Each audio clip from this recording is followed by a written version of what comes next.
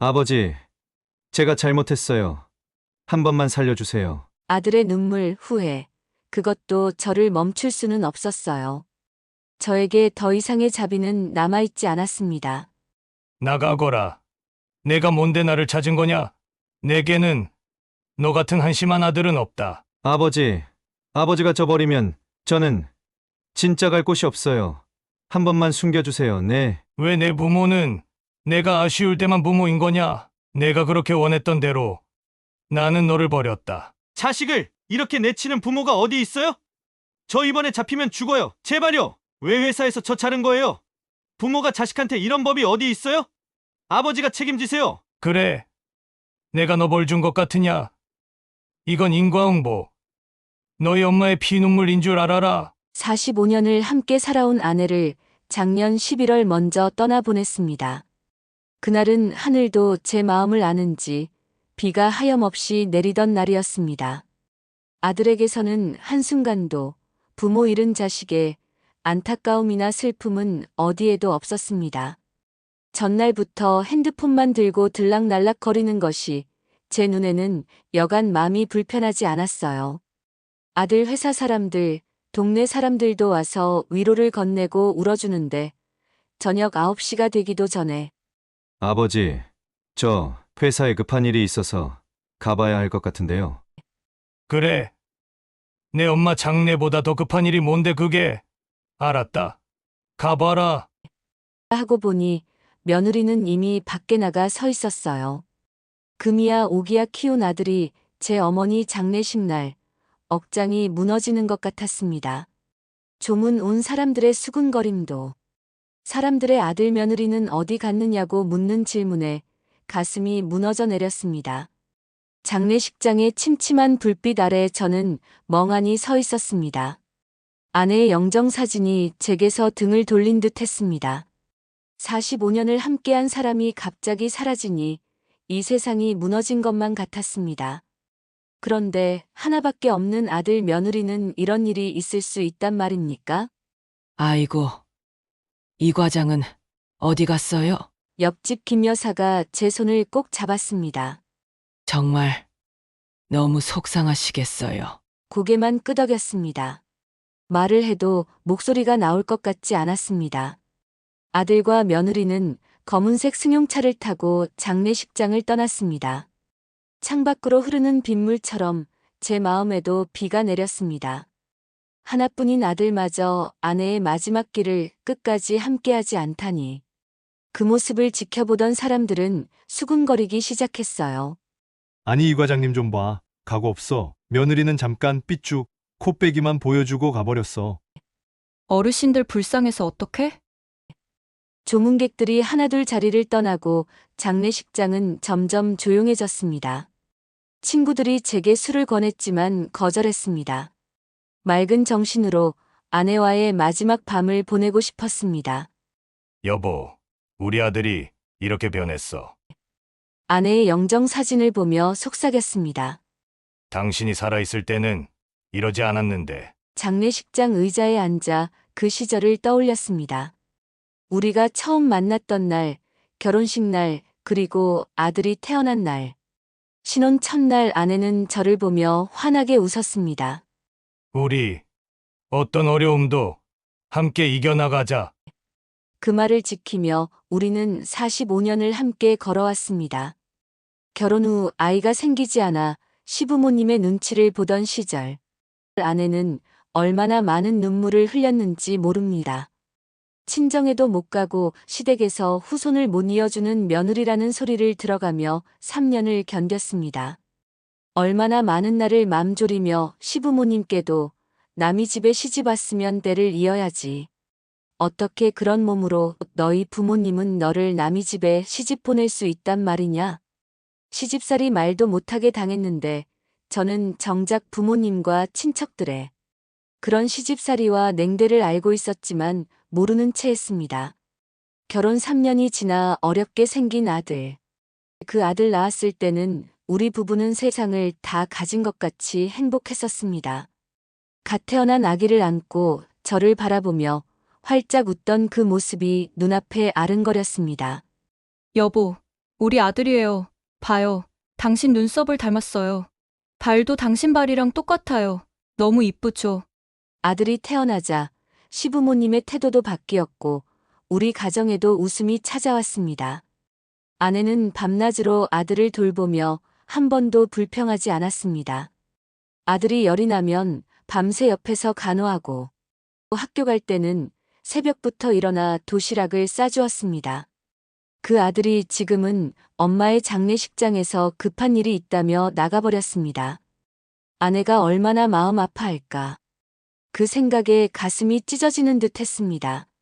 어르신, 조금 드세요. 장례식장 직원이 육개장과 밥 한 그릇을 가져왔습니다. 괜찮습니다. 손을 저었습니다. 창밖으로 여전히 빗소리가 들렸습니다. 장례식장에서 밤을 새우며 저는 아내와의 추억 속으로 빠져들었습니다. 아들 대학 합격 소식에 기쁨의 눈물을 흘리던 그때 그 모든 것이 물거품이 된 듯 했습니다. 새벽녘 빗소리가 잦아들었습니다. 창가에 서서 어두운 하늘을 바라보았습니다. 별 하나 보이지 않는 밤하늘처럼 제 마음도 캄캄했습니다. 여보, 우리 아들이 어쩌다 이렇게 됐을까? 아내의 영정 사진을 바라보며 물었지만 대답은 들리지 않았습니다. 다음 날 아내의 장례 마지막 날 장지로 가는데도 영정 사진 들어야 할 아들이 없어서 조카에게 들게 하고 아들 며느리 없는 아내의 장례를 마쳤네요. 아내가 떠나기 1년 전에 암이라는 사실을 알게 되었습니다. 뭐든 할 수 있는 방법을 다해서 아내를 꼭 살리고 싶었습니다. 그렇게 수술과 항암 치료를 받으며 우리 부부는 살 수 있다는 희망을 꿈꿨습니다. 그렇게 간절히 바라고 기도하며 영정 사진을 들고 가는 조카의 뒷모습을 바라보며 가슴이 아팠습니다.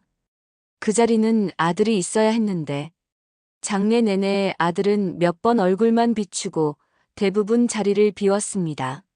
조카가 제게 큰아버지, 힘내세요. 집으로 돌아오는 길 지난 1년이 주마등처럼 스쳐 지나갔습니다. 아내가 갑자기 배가 아프다며 병원에 간 날 의사가 정밀 검사가 필요하다며 입원을 권했을 때 충격, 그 순간부터 시작된 병원 생활이 시작되었어요. 괜찮아요, 당신. 우리 이겨낼 수 있어요. 아내는 항상 저를 위로했습니다. 자신이 아픈데도 오히려 제 걱정을 더했습니다. 수술비, 항암 치료비, 입원비. 감당하기 어려운 액수였지만 아내의 목숨보다 중요한 것은 없었습니다. 집을 담보로 대출을 받았고 몇 푼 안 되는 저축도 모두 병원비로 썼습니다. 아버님, 그렇게까지 해야 하나요? 어머님 나이도 있으신데. 어느 날 며느리가 말했던 것이 떠올랐습니다. 당시에는 그저 별 생각 없이 흘렸는데 지금 생각해보니 다른 의미였을지도 모르겠습니다. 빈집에 들어서니 아내의 흔적이 곳곳에 남아 있었습니다. 거실 소파에 놓인 아내의 뜨개질 바구니, 부엌에 걸린 앞치마, 침대 옆 테이블 위에 약병들. 여보, 당신 없이 어떻게 살아가야 할지 모르겠어. 소파에 앉아 한참을 울었습니다. 병원비가 모자라 아들에게 도움을 청해 모두 지불할 수 있었어요. 그때도 아들 며느리는 어머니, 사실 만큼 사셨는데 무슨 의미가 있어요? 더 이상은 치료도 그만 끝내시라고요. 돈도 없는데 무슨 돈으로 계속 치료를 고집하시는 거예요? 저는 더는 못 해드려요. 아버님, 너무하신 거 아니에요? 산 사람은 살아야지 다 같이 죽자는 건가요? 병원비 몇 천이 뭐예요? 몇 천이 그 돈을 누가 감당하겠어요? 더 이상은 아버님 알아서 하세요. 그 말을 들었을 때의 충격이 아직도 생생합니다. 아내가 병실에서 잠든 모습을 바라보며 아들에게 부탁했던 그날. 아들과 며느리의 차가운 반응은 제 가슴에 칼을 꽂는 것 같았습니다. 어머니도 그렇게 오래 살기 힘들어요. 하지만 희망이 있어. 의사가 새 치료법을 시도해보자고 했어. 제 목소리가 떨렸습니다. 아버지, 현실을 보세요. 집도 이미 담보로 잡혔고 지금까지 써버린 돈이 얼마인데요. 아들 며느리의 말투에는 냉정함이 묻어났습니다. 돈이 내 어머니 목숨보다 중요하냐? 화가 나서 물었습니다. 현실적으로 생각해보세요. 어머니가 회복되실 가능성도 낮은데 아버지까지 빚더미에 앉아서. 그 순간 아내가 눈을 떴어요. 저는 얼른 병실로 뛰어들어갔습니다. 이야기를 듣고 있었던 걸까요? 아내의 눈에 맺힌 눈물이 볼을 타고 흘러내렸습니다. 여보, 괜찮아요. 더 이상 고생시키지 않을게. 아내가 제 손을 잡았습니다. 그날 이후 아내는 싸울 의지를 잃은 듯 했습니다. 새 치료는 시작하지 못했고 아내의 상태는 급격히 나빠졌습니다. 한 달 후 아내는 제 품에서 눈을 감았습니다. 이제 빈집에 돌아와 아내의 물건들을 정리하며 그때의 후회가 밀려왔습니다. 아들의 말을 듣지 말고 끝까지 새 치료를 시도했어야 했을까? 하지만 아내도 이미 포기한 상태였고 돈은 바닥나 있었습니다. 거실 테이블 위에 아내의 사진을 놓고 말했습니다. 여보 미안해. 끝까지 지켜주지 못해서. 장례가 끝나고 저는 갈 곳이 없었습니다. 마지막 병원비는 집을 팔고 장례 비용에 써서 제 주머니에는 얼마 남지 않은 지폐 몇 장이 남아 있습니다. 더 이상 갈 곳이 없었어요. 하는 수 없이 짐가방을 들고 아들네로 향했습니다. 배를 누르자 아들이 문을 열고 짐을 내려다보며 무슨 일이세요? 응. 내가 갈 데가 없다. 네? 무슨 말씀이세요? 그렇다고 여기로 오시면 어떡해요? 아들의 얼굴에 당혹감이 역력했습니다. 제 짐가방을 보는 그 눈빛에서 불편함이 느껴졌습니다. 문 앞에 선 저는 순간 말문이 막혔습니다. 집을 팔았어. 내 어머니 병원비랑 장례비로 집을 파셨다고요? 그럼 돈이 있을 거 아니에요. 다 썼다. 마지막 병원비랑 장례비에. 아버지, 갑자기 이러시면 저희도 당황스러워요. 가슴속에 차가운 바람이 불어왔습니다. 짐가방을 든 손이 떨렸습니다.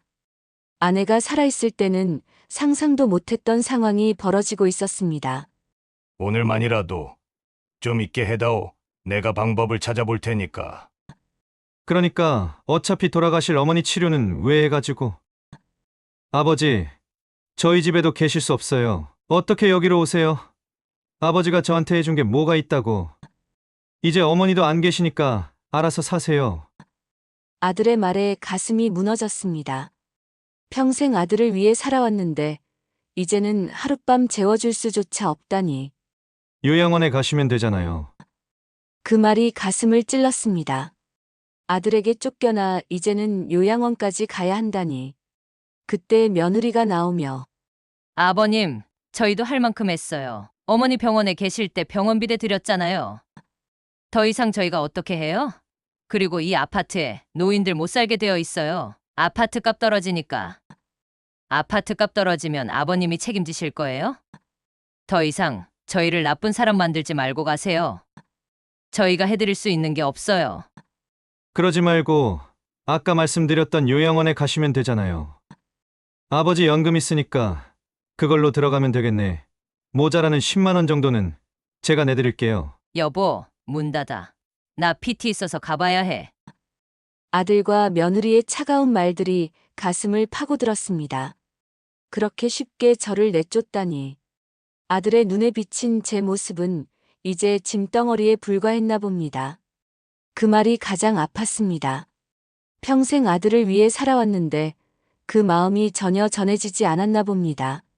대학 등록금을 마련하기 위해 밤낮 없이 일했던 시간들, 결혼할 때 신혼집 마련해준 일, 그리고 망해먹은 사업 시작할 때 보증금까지 대출받아 도와준 일까지 모든 게 물거품이 된 것 같았습니다. 문이 쾅 하고 닫혔습니다. 아들과 며느리는 이제 저에게 닫힌 문이 되었습니다. 짐가방을 들고 뒤돌아섰습니다. 발걸음이 무거웠습니다. 돌아서는데 눈물이 쏟아져 앞이 잘 보이지 않았습니다.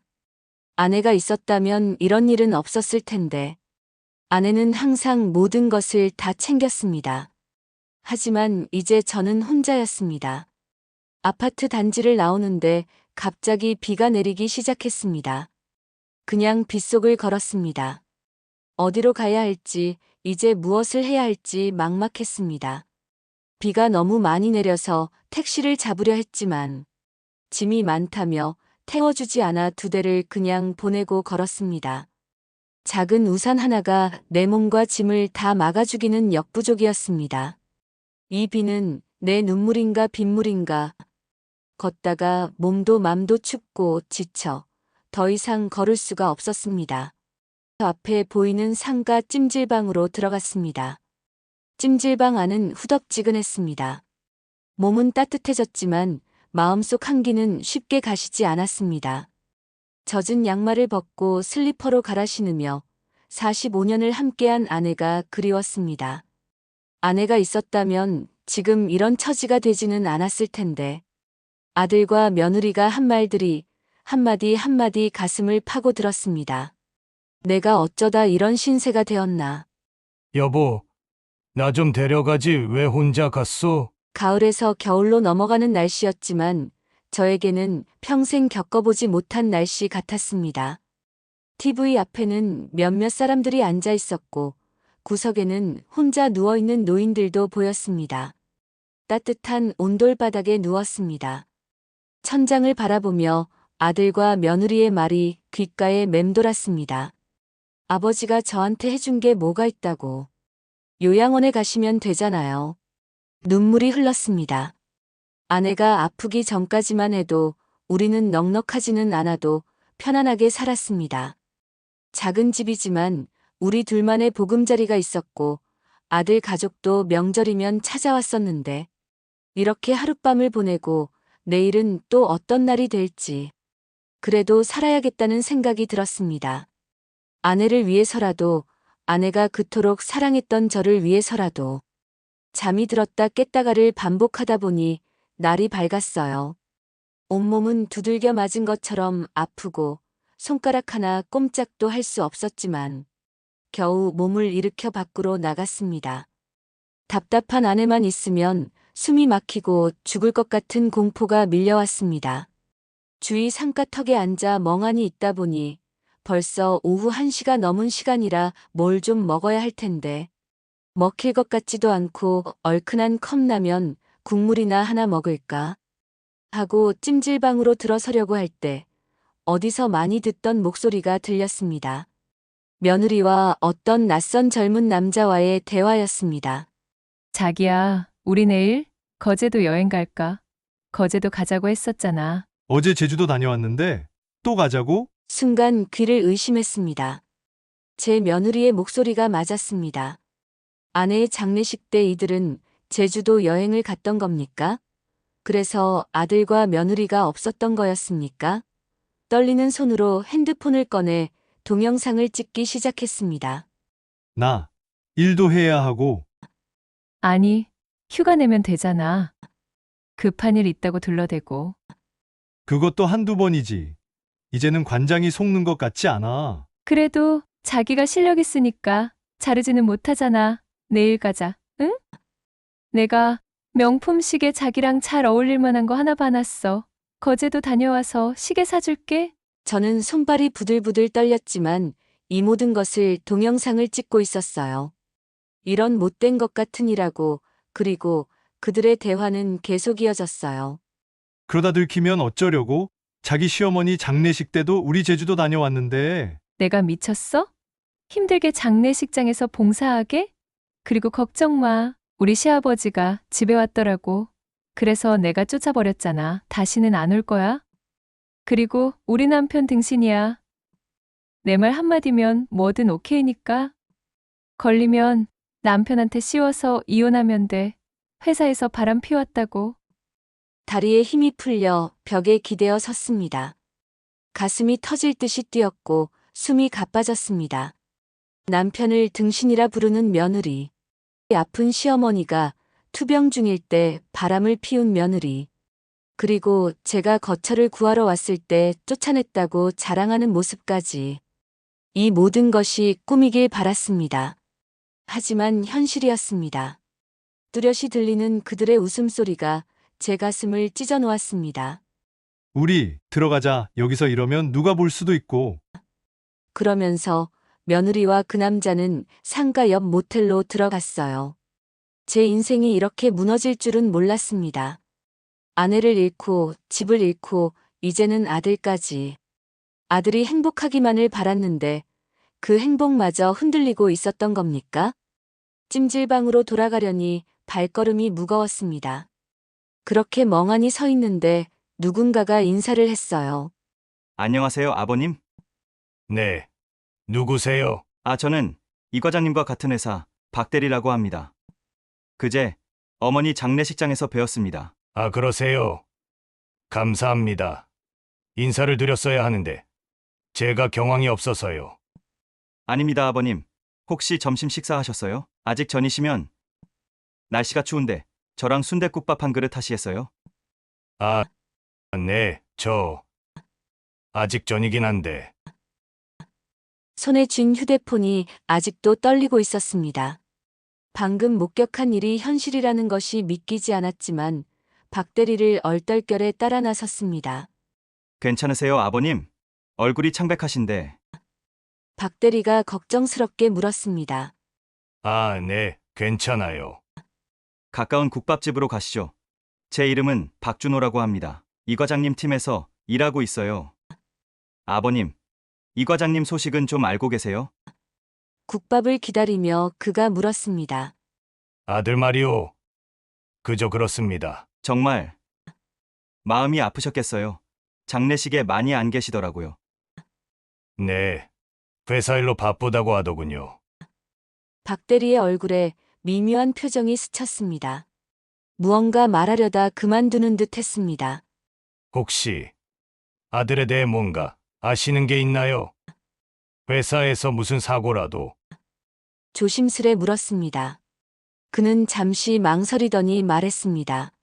사실 회사에서 좀 안 좋은 소문이 있어요. 가슴이 철렁 내려앉았습니다. 이미 뭔가 눈치는 채고 있었지만 다른 사람의 입에서 들으니 더 현실감이 느껴졌습니다. 아버님, 제가 실례가 아니라면 한 말씀 드려도 될까요? 네, 어려워 말고 말씀하세요. 어머님 장례식장에서 과장님이 일찍 가셨잖아요. 제가 그걸 보고 도저히 참을 수가 없어서 결례를 무릅쓰고 말씀드리겠습니다. 하며 핸드폰을 꺼내 사진을 보여줬어요. 젊은 여자와 아들의 다정한 사진이었습니다.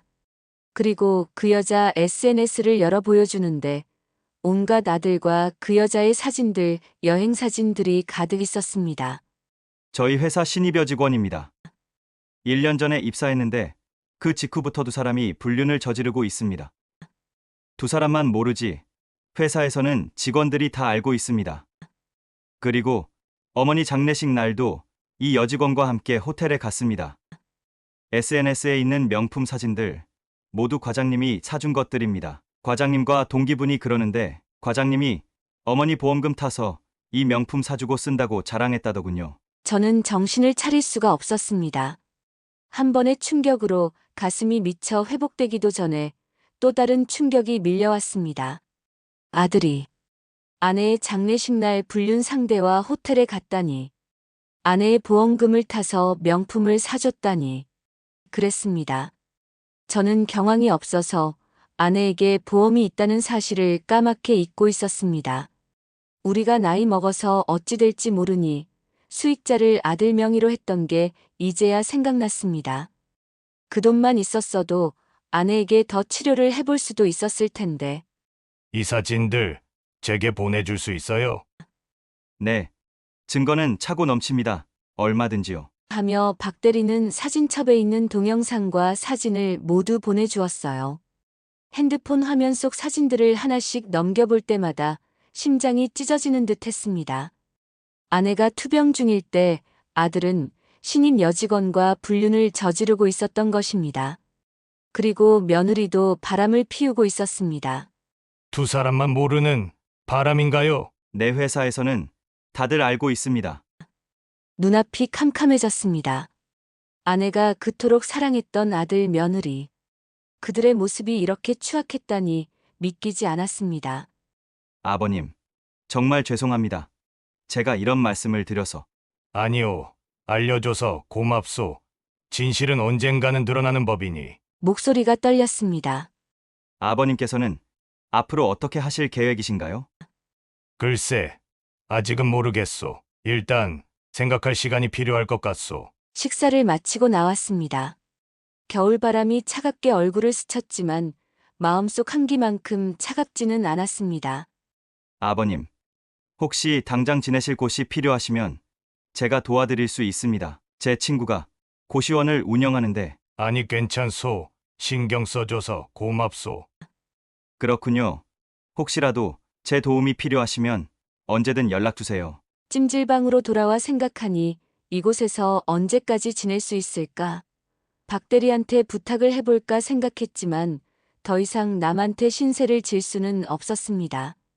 그 길로 찜질방을 나와 근처 고시원을 알아보고 방 하나를 얻어 들어갔습니다. 그리고 핸드폰에는 이제 2개의 증거가 있었습니다. 아들의 불륜 증거와 며느리의 불륜 증거. 두 사람은 서로를 배신하고 있었고 그 과정에서 저와 아내까지 외면했던 것입니다. 여보, 우리 아들이 이렇게 됐어. 아내의 사진을 보며 중얼거렸습니다. 혼란스러운 마음으로 하늘을 바라보았습니다.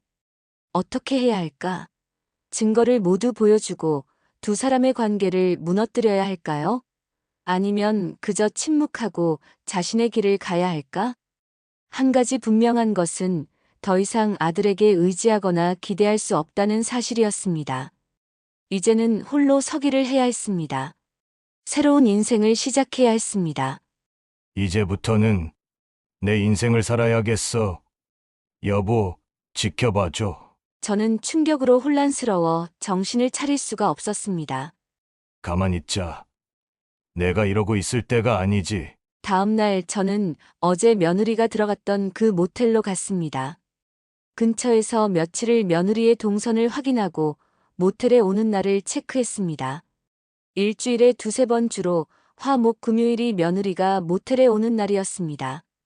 확인 후 어느 날 모텔을 찾아 며느리의 사진을 프런트에 보여주며 혹시 이 사람 여기 자주 오던데 본 적 있으세요? 네, 아주 잘 알고 있어요. 거의 1년간을 오고 있습니다. 그래요? 혹시 CCTV를 보여줄 수 있습니까? 프런트 직원에게 부탁했어요.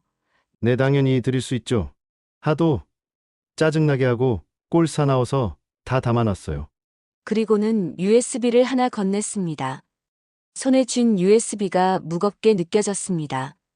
이 작은 저장 장치 안에 내 아들의 가정을 무너뜨릴 증거가 담겨 있다고 생각하니 가슴이 아팠습니다. 하지만 진실은 언젠가는 드러나는 법. 이미 무너진 가정일 뿐이었습니다. 고시원으로 돌아와 옆방 김 씨한테 노트북을 빌렸습니다. USB를 노트북에 연결하자 폴더를 열자 날짜별로 정리된 수십 개의 영상 파일이 있었습니다. 가장 최근 날짜의 파일을 클릭했습니다. 화면에 나타난 것은 모텔 입구의 CCTV 영상과 503호 앞 영상이었습니다. 타임스탬프를 보니 며칠 전 아내의 장례식 날이었습니다. 저녁 9시 30분 며느리와 낯선 남자가 손을 잡고 들어가는 장면이 선명했습니다. 두 사람은 서로 밀착한 채 키스하며 모텔로 들어갔습니다. 다른 날짜의 영상들도 비슷했습니다. 며느리는 거의 매주 같은 남자와 모텔을 찾았습니다. 서로를 배신하는 부부. 어쩌다 이렇게 되었을까요? 제가 잘못 키웠나요? 아내와 함께 무엇을 놓쳤던 걸까요? 박준호가 보내준 사진과 동영상, 그리고 모텔에서 얻은 CCTV 영상을 모두 정리했습니다. 이제 이 증거들로 무엇을 할지 결정해야 했습니다. 한숨을 내쉬며 창밖을 바라보았습니다. 아이들 무리가 골목을 지나가며 웃는 소리. 순수한 웃음소리가 공기 중에 울려 퍼졌습니다. 아들도 저렇게 순수하던 시절이 있었는데 USB와 자료들을 정리하며 결심했습니다. 그리고 아들이 불륜 자료는 아들 회사 인트라넷에 올려달라고 부탁했습니다. 아들과 어린 여직원은 회사에서 잘리고 회사 사장님께서도 나서서 이런 사람은 우리 회사에서 절대로 용납할 수 없습니다. 그리고 회사에서 쫓겨난 아들은 동종 업계는 이력서를 냈지만 모두 거절당했고 며느리의 불륜 자료를 들고 아파트 동대표를 찾아갔습니다. 이 모든 사실을 아파트와 학부모회에도 뿌려줄 수 있습니까? 하고 모든 정황 사실을 말씀드리고 협조 요청을 했습니다. 결국 손녀도 학교를 더 이상 그곳에서 다닐 수 없게 되어 안사돈이 아이만 데려갔고 아들 며느리는 아파트에서 쫓겨나 다른 동네 작은 방 하나 얻어서 월세로 이사 갔다고 합니다. 저희가 해줬던 전세 보증금도 부부가 뺏어서 얼마 남지 않아 거의 월세로 살고 있었던 거였습니다. 그리고 그곳에서 두 사람은 이혼했고 아들은 얼마 안 되는 월세 보증금을 빼 노름을 했는데 처음엔 조금 땄고 그 후에는 사채로 버티다가 사채도 월세 보증금도 다 날리고 여기저기를 떠돌며 노숙 중이라고 합니다. 그리고 며느리의 불륜남에게도 보냈습니다. 휘트니스 센터에 동영상을 보내 틀게 했고 불륜남도 잘리고 그 동네에서는 더 이상 트레이너를 하지 못하게 되었습니다. 그리고 아내에게도 모두 들켜 이혼말이 오가는 중이었어요. 며느리는 아들과 이혼 후 친정에 갔지만 친정 부모님께도 쫓겨나 갈 곳이 없어지자 불륜남에게 사정하며 자기야, 우리 이혼하고 함께 살기로 했잖아. 이제 겨우 이혼했어. 같이 살자. 라며 매달렸지만 난 안 돼. 아내가 이번 한 번만 봐준다고 했어. 이번에 걸리면 난 진짜 죽어. 너 더 만났다가는 쫓겨나. 다시는 찾아오지 마. 모든 것이 끝난 후 저는 고시원 작은 창을 바라보았습니다. 복수는 했지만 마음은 공허했습니다. 아들과 며느리의 추악한 모습을 세상에 드러내고 그들의 삶을 무너뜨렸습니다. 그들이 저와 아내에게 했던 것처럼 말이죠. 여보, 내가 잘한 걸까? 아내의 사진을 바라보며 물었습니다. 답은 들리지 않았지만 마음속 깊은 곳에서는 아내가 가슴 아파할 것을 알고 있습니다. 아무리 아들이 잘못했어도 어머니의 마음은 언제나 자식을 걱정하니까요. 하늘에는 구름 한 점 없이 맑았습니다. 아내가 좋아하던 날씨였습니다. 그리고 며느리가 어디론가 가고 소식을 모른다고 하더군요. 이제 다 끝났습니다. 이제는 자신을 용서하고 앞으로 나아갈 시간입니다. 제가 너무 가혹했을까요? 이제는 그저 저의 남은 인생을 하루하루 평안히 있기를 바랄 뿐입니다. 그리고 몇 달 후 아들은 누더기 옷의 고약한 냄새를 풍기며 저를 찾아왔습니다. 아버지, 제가 잘못했어요. 한 번만 살려주세요. 아들의 눈물, 후회, 그것도 저를 멈출 수는 없었어요. 그곳에 가슴 아픈 아비는 없었습니다. 한 불쌍한 인간만을 가슴 아파했습니다. 하지만 저에게 더 이상의 자비는 남아있지 않았습니다. 나가거라. 내가 뭔데 나를 찾은 거냐? 내게는 너 같은 한심한 아들은 없다. 아버지가 저 버리면 저는 진짜 갈 곳이 없어요. 한 번만 숨겨주세요, 네. 왜 내 부모는 내가 아쉬울 때만 부모인 거냐? 내가 그렇게 원했던 대로 나는 너를 버렸다. 더 이상 내게는 자식이 없다. 짐승도 너 같지는 않을 것이다. 아버지 그러지 마세요. 제가 잘못했다니까요. 자식을 이렇게 내치는 부모가 어디 있어요? 저 이번에 잡히면 죽어요. 제발요. 그래. 이 작은 고시원도 내 집이라고 찾아온 거냐? 오갈 데 없는 내게 너희는 어떻게 했는데? 하룻밤 재워달라는 것도 매정하게 거절한 너다. 왜 회사에서 저 자른 거예요? 부모가 자식한테 이런 법이 어디 있어요? 아버지가 책임지세요. 그래. 내가 너 벌 준 것 같으냐? 이건 인과응보. 너희 엄마의 피눈물인 줄 알아라. 그때 밖에서 누군가 문을 두드렸습니다. 문을 열었더니 사채업자들이었습니다. 데려가시오.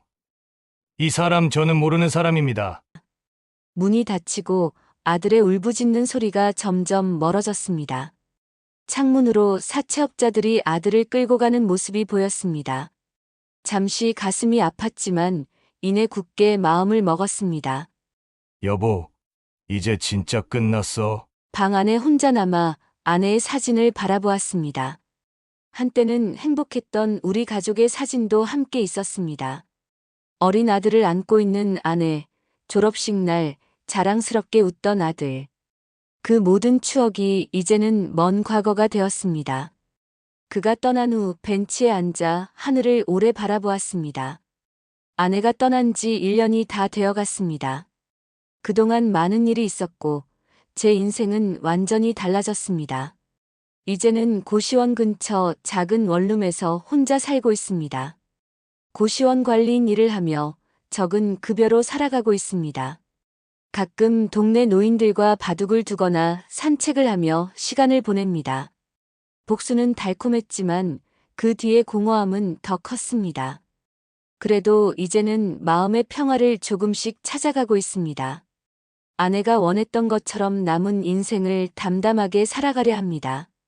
창밖으로 봄비가 내리기 시작했습니다. 아내가 좋아하던 봄비 소리. 이제는 그 소리가 위로가 됩니다.